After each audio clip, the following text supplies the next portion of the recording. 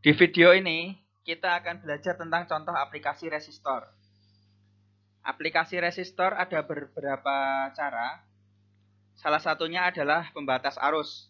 Oke, ini kita mulai dari yang paling sederhana, pembatas arus. Ada apa saja di sini? Ada tegangan. Oke, ini tegangan ya, sumber tegangan. Lalu ada dua resistor di sini. Tapi satu resistor ini adalah load. Resistor load atau adalah resistor yang tidak bisa kita kontrol. Bisa jadi itu suatu alat listrik seperti setrika, di mana konsumsi energinya atau besar resistansinya tentu sangat variabel tergantung penggunaannya. Dan itu terkadang kita tidak bisa mengontrol. Maka kita pasang resistor di sini. Resistor di sini berfungsi sebagai current limiter. Jadi dia membatasi current, dia mengontrol current misalnya ternyata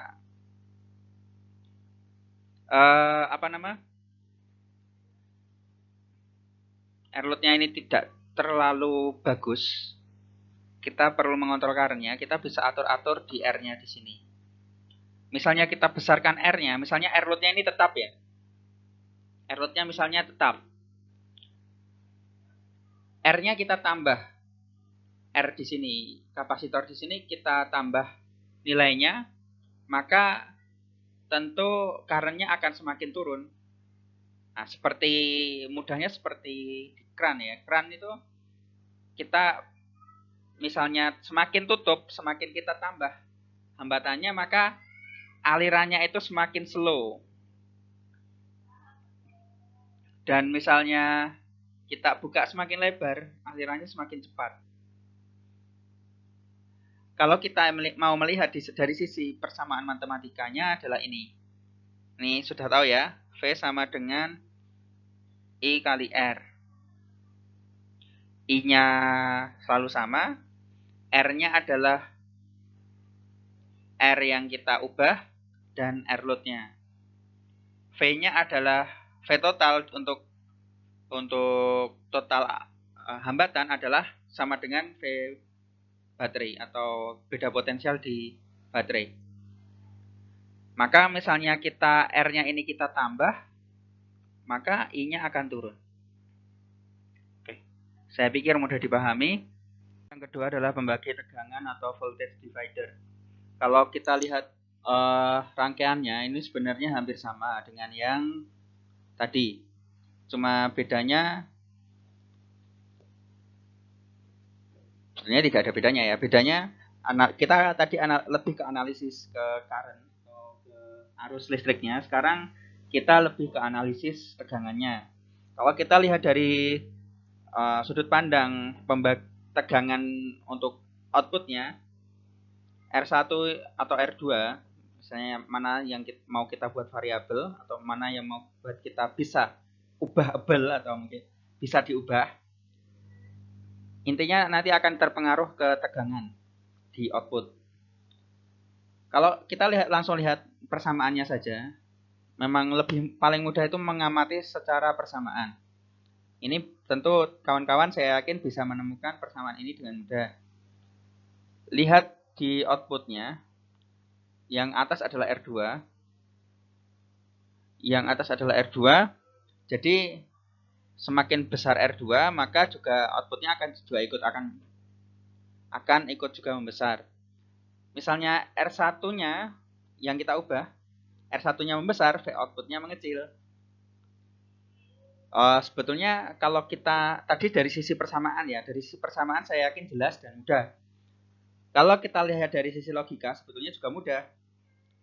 Kita harus ingat tegangan yang diberikan sama persis dengan tegangan yang diserap oleh R1 dan R2.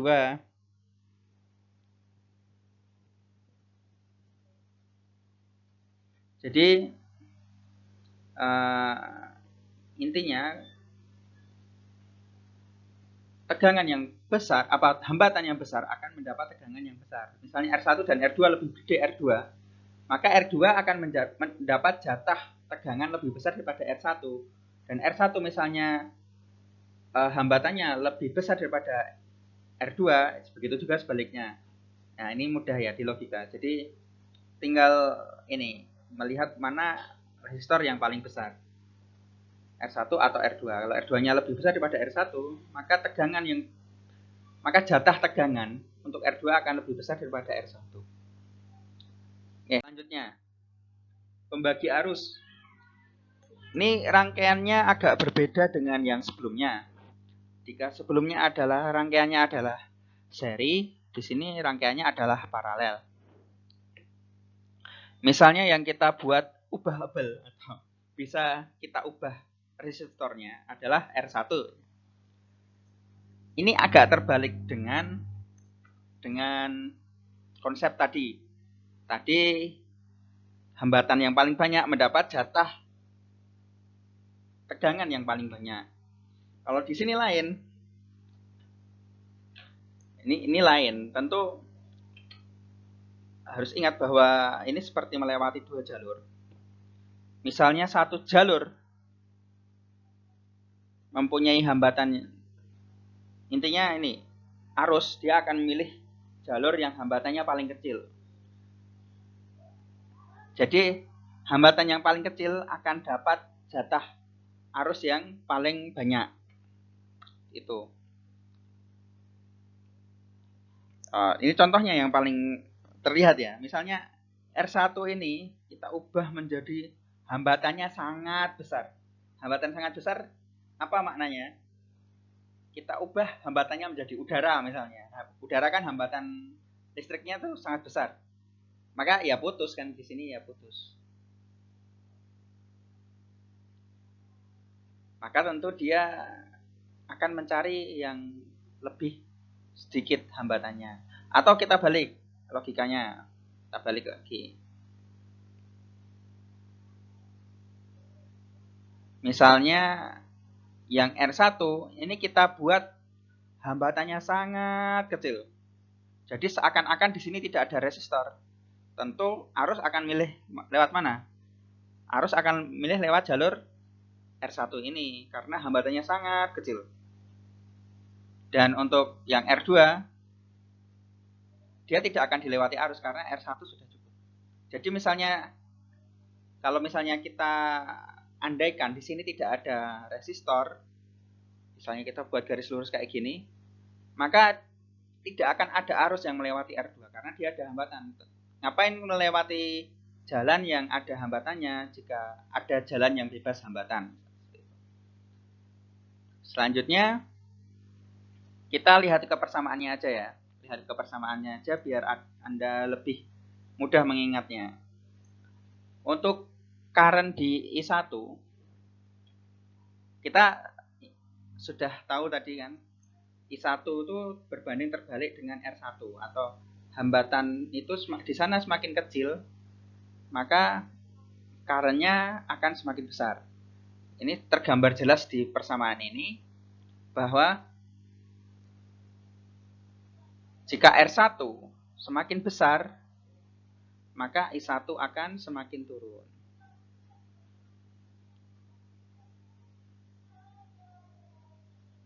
Dan jika R2 semakin kecil, maka I1 juga semakin kecil. Tapi untuk kasus ini, yang kita ubah adalah R1-nya. Oke? Bisa dipahami saya. Ya, saya pikir untuk hukum Kirchhoff, kawan-kawan sudah cukup familiar. Tapi yang ingin saya garis bawahi di sini adalah hukum Kirchhoff sebetulnya diturunkan dari hukum konservasi energi. Kalau orang Indonesia hukum kekekalan energi ya, tapi saya lebih memilih untuk mengambil term atau istilah konservasi energi. Seperti nama aslinya di Inggris. Intinya untuk yang hukum, misalnya kita lihat hukum Kirchhoff yang pertama, total energi yang masuk sama dengan yang keluar, atau total current yang masuk sama dengan total current yang keluar. Ini make sense. Lalu yang kedua, yang hukum yang untuk yang kedua adalah total tegangan, entah dari apapun, dari sumber tegangan dan resistor, atau yang rise, yang naik, hukum dia sifatnya menambah tegangan atau yang mengurangi tegangan, itu dijumlahkan sama dengan 0. Atau dengan kata lain, jumlah energi yang dikeluarkan sumber tegangannya, misalnya untuk kasus ini ya, untuk kasus di gambar ini, sumber tegangannya, dia mengeluarkan energi, dan energinya itu diserap murni oleh resistor semua. Sebetulnya memang ada cara ngitungnya macam-macam, ini teknisnya bisa berbagai mazhab lah, tapi yang jelas dia memperhatikan kaidahnya, dan jika dia konsisten dia akan menjumpai jawabannya sama. Saya pernah mendengar statement tidak ada energi yang hilang dalam satu loop. Tidak ada energi yang hilang dalam total sistem, itu tidak ada. Walau betul, sebetulnya agak membingungkan bagi siswa jika dikaitkan dengan hilangnya energi resistor. Apakah maksudnya energi yang hilang ini apa? Energi yang hilang di resistor itu dia memang memakan energi. Misalnya resistor ini kita ganti setrika ya. Setrika itu memang dia mengkonversi energi listrik jadi panas. Jadi dia memang resistan, dia berfungsi sebagai load. Dia beban atau hambatan. Tapi yang dimaksud energi yang hilang, kalau yang mungkin teman-teman pernah dengar di SMA atau di mana, itu memang maksudnya adalah total energi yang dikeluarkan oleh sumber tegangan akan betul-betul habis diserap oleh resistor. Dan tidak ada energi yang hilang ke tanah, kemana, ke udara, itu nggak ada.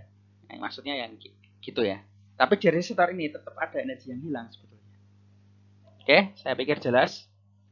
Selanjutnya adalah rangkaian seri dan paralel. Kawan-kawan sudah familiar dengan